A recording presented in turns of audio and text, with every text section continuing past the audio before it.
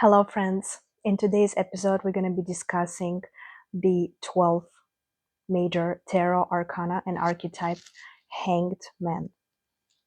In the previous lessons, I described you the algorithm on how to determine your own archetype. And those who already know that our date of birth will show the initial archetype. We have more than one. One is by the date of birth, another one is calculated by another special algorithm. But nevertheless, people who are born on the 12th, rarely they can call their life easy. Most of the time, they face a lot of challenges that requires creative thinking. That requires a lot of strength of an individual and ability to analyze what has been done wrong and how can I make the next step better. The creative thinking comes from the changing the perspective, being able to see the situation outside of the box. Yeah, the hangman is hanging upside down, as you can see on the major arcana. So people of this archetype are challenged with a lot of situations that they kind of have to reverse. Basically, all their life they believe that they need to live certain way, they need to be certain way, but it's not their higher calling, it's not how they really feel. So a lot of events will make them think creatively, because if they will be pretending like somebody else, try to be like somebody else, try to copy somebody else, the life is gonna kind of want to make them look within and see what they really are about, see what are their true values. And it's not only the archetype hangman, a lot of other people as well, they tend to live their life by somebody else's values, and that's when the life becomes challenging. The universe does not want anyone to not fulfill their real mission, and everybody is here has one. And there are so many instruments that can help you find out what is your predestination. Nevertheless, this is a topic of another video. We'll get back to the hangman. As a major tarot arcana, hangman has its reputation for some type of dependence, some type of situation that is extended in the timeline that requires a lot of time. When people see this card in the spread, when they have an inquiry, for example, when my situation will be resolved. Let's say somebody's going through a hardships with court or some other hard situations, they want to find out the outcome. When the card hangman comes out in the spread, those who know, they know, it always signifies that nothing depends on you. No matter how much you did, how much you invested in the situation to make it better, like you've done all you could. There is nothing else you can do.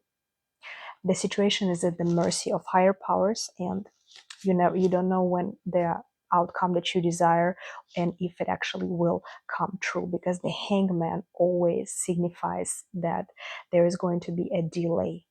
It's like a suspended license one can get, or some kind of obstacle for the practitioner to get the results they're striving for. Hangman, it's not an easy archetype to describe. It has this energy of stagnation, of this situation when you're up in the air, you're like in limbo, and it's one of the worst situations to be in. Let's take practical example. Let's take relationships as an example. When somebody puts you in a limbo, basically the person is incapable of making their mind or decision about whatever was the case. To each his own individual case, right? And you are in a limbo, you're hanging.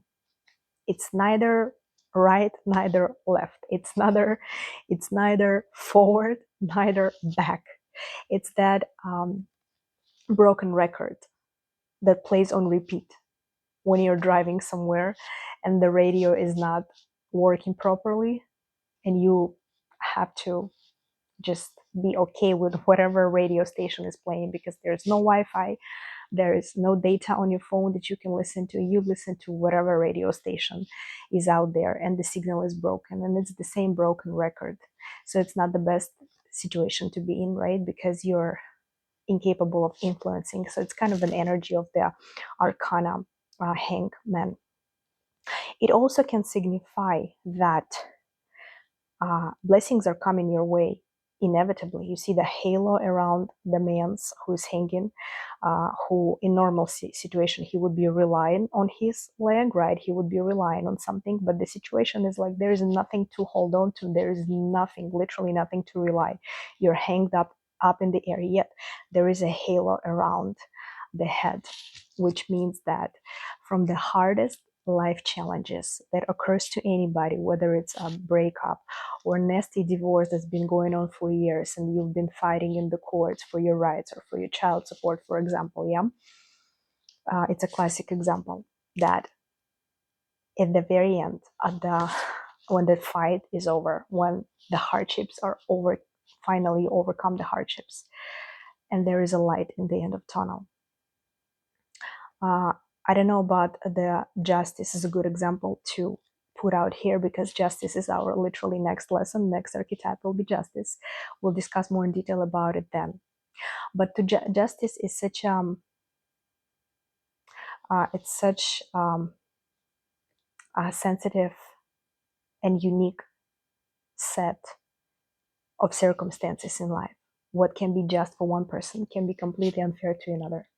Yet there are universal laws that, in the eyes of law, everybody has the same. In the eyes of law doesn't have no mercy, no compassion, and no emotion, because it's either right or wrong. Nevertheless, back to hangman.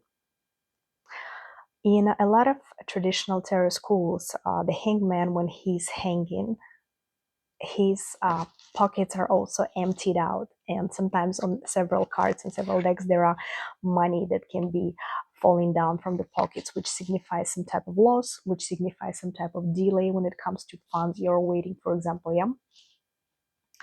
But people of this archetype, they actually catch themselves in situation where they can lose big amount of money, but they can also gain big amounts of money. They can generate a lot of funds. Again, if they think creatively, again, if they learn from their past mistakes, if they learn how to turn their weaknesses into strength.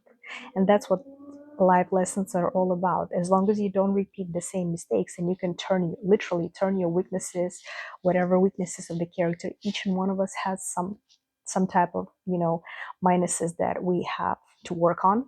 There's always room to grow for each and one of us, right? But people of the archetype hangman, as long as they learn from their past, they can be having a really, really good potential on becoming successful in multiple areas of life. And they're also they're kind of vaccinated with that patience with time, when they're impatient at the beginning, but then they have that, so to speak, vaccine of patience, because they learn a lot that they cannot force any events, life situations, outcomes they desire. Maybe the generated amount of money they would like ideally, they can only be patient and diligent, and also be consistent in their work. One of the good examples are, it's kind of similar with the archetype world, which is our 21st major arcana, where the principles of Christianity are at large, and I describe more about it in the course, as well as in this pre-educational material that I'm loading for you guys.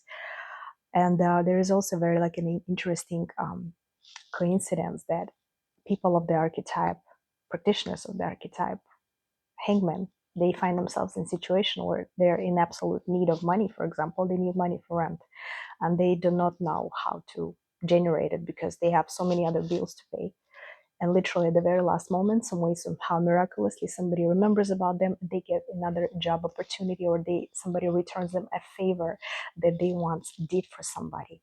So it's like certain laws of retribution are at large right here. And these people, you cannot call them the luckiest, of course, because there are another archetypes that are much luckier than that. But these people definitely have certain progresses. It's just invisible at first, and it requires a lot of patience and a lot of experience to be able to recognize whether the blessing is coming from the fact that you deserved it and you worked hard for it, or you're in tune with the universal laws that help you, like they kind of like a lullaby and a baby, which where mother mothers her child and she puts him to sleep or her in peace, and baby has no worries about tomorrow, right? Because it's all taken care of, right? So the universe is like that universal mother that takes care of its all kids, and all of us are universal children. A lot of interesting things on the glyphs that I usually describe. It helps understand archetypes better, but this time I want to do it different too, because the hangman requires you to think outside the box, to have your vision twisted literally, right? We're not looking at the world the way we look. We have to look at the world differently. And this whole episodes are not about just finding out, oh, what's my archetype? Okay, my date of birth is XYZ, and then it means that my archetype is this, and I should take it into consideration. It's not about that. Same as with astrology. It's not about knowing your sign and knowing your, I don't know, family, friends, and partner sign, and knowing what to expect from them. It doesn't work like that. Everybody's not that simple. Everybody is a cake with multiple layers, right? But same with in the archetype world, in the tarot world. The real flex right here is not only knowing your archetype, which you're prone to by the date of birth, is knowing how to channel each and one archetype upon request whenever you need it in life. If you're going to court, if you have some court issues, some kind of, you have to deal with those systems.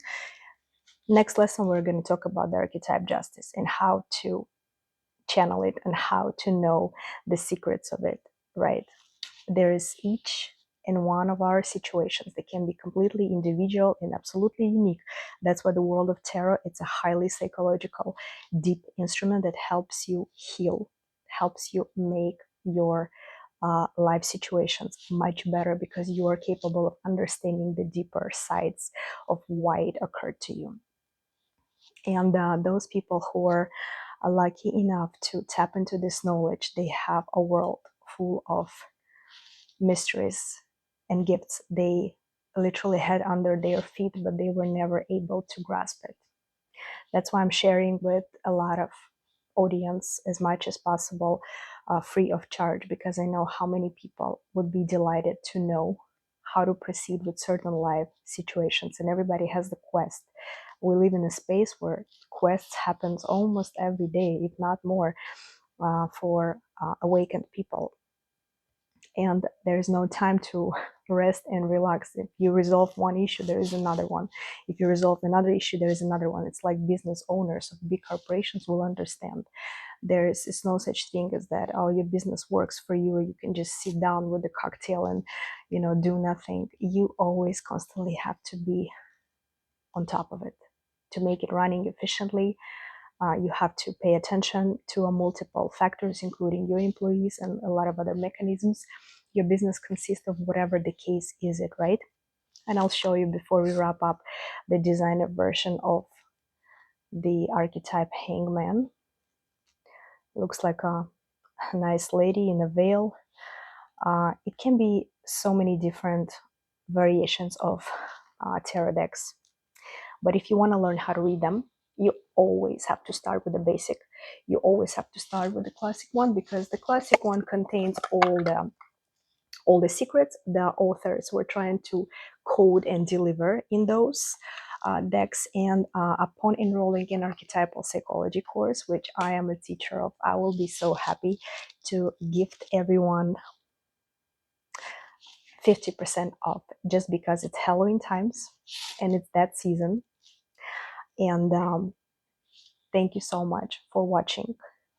Please share with your friends who are passionate about self-development, psychology, astrology, numerology, esoterics, and tarot and oracle cards, respectively. I invite everybody to join the course, and I'll be very happy if you will be able to change all areas of life to the better with the sacred knowledge that came to us all the way from ancient Egypt.